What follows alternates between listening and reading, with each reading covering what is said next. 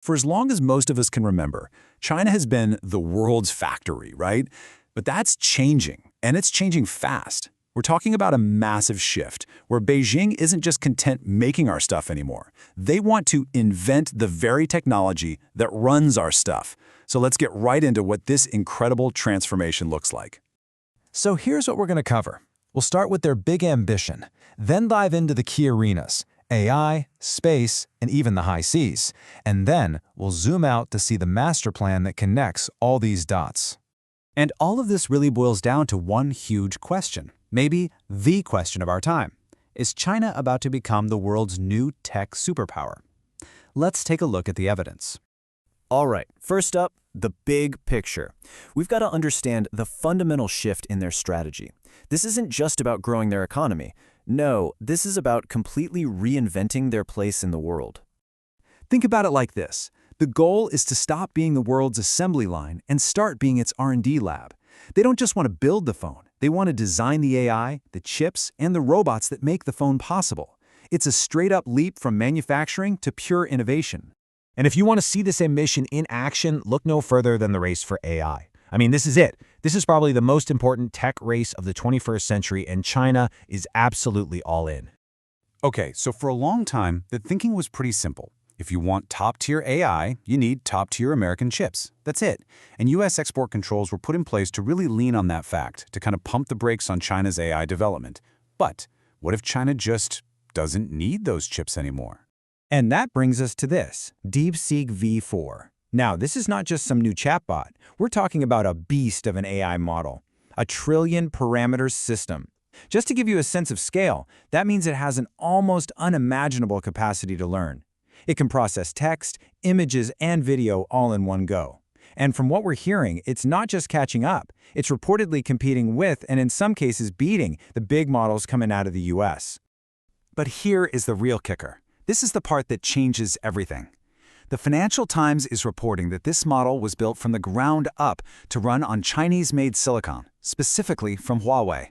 You see, this isn't just the tech spec. It's a direct strategic countermove to those US restrictions. It's China saying, fine, we'll build our own ecosystem, from the chips all the way up to the AI. And this drive for self-sufficiency doesn't just stop with AI. Oh no, it's also shooting for the stars, literally. Let's talk about space. When it comes to the moon, China has a very clear, very deliberate plan. This isn't just wishful thinking. They're talking about a mission in 2026 to look for water. Then, around 2028, they'll test tech for building a base. And the big one? Landing their astronauts on the moon before 2030. It's a step-by-step march to the lunar surface. And make no mistake, this is about way more than just planting a flag. They're gearing up to tackle some of the biggest questions in science. We're talking about a radio telescope array on the far side of the moon, a satellite to orbit the sun's poles for the first time ever, and even a mission to hunt for another Earth out there. It's seriously ambitious stuff.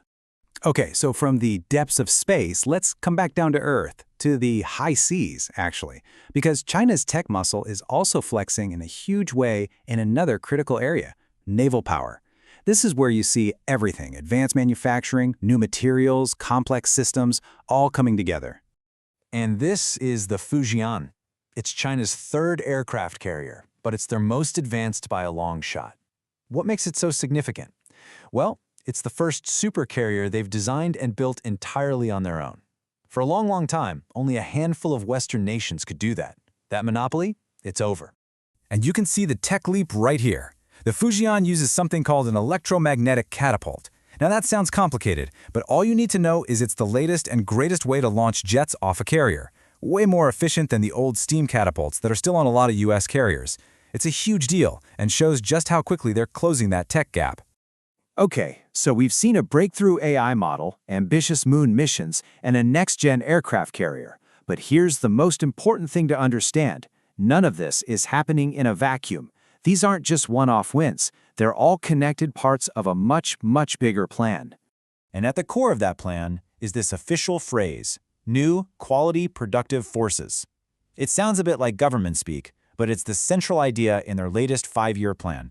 And what it really means is this, a deliberate, nationwide pivot away from old industries and toward a future built on high-tech and innovation. things like AI, robotics, and clean energy. So how are they actually doing it? Well, it's a three-pronged attack. Step 1, pour resources into breaking through those bottleneck technologies, especially semiconductors. Step 2, launch an AI plus strategy, which is basically about weaving AI into everything, manufacturing, healthcare, you name it. And step 3, use the full power of the state to get everyone from tiny startups to giant state-owned companies pulling in the same direction. And that leaves us with one final and pretty massive question to think about. For most of our lives, the tech world has run on one main operating system, right? One stack of hardware and software.